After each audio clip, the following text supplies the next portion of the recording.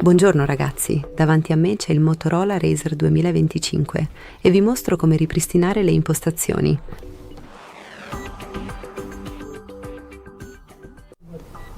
Quindi aprite Impostazioni, dall'elenco delle impostazioni selezionate Sistema e qui cliccate su Opzioni di ripristino. Ora, per ripristinare le impostazioni del dispositivo, selezionate Ripristina impostazioni del dispositivo. Tutte le modifiche a batteria, display, memoria verranno annullate.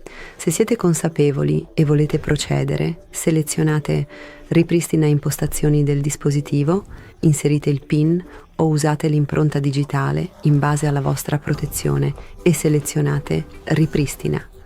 Attendete il completamento.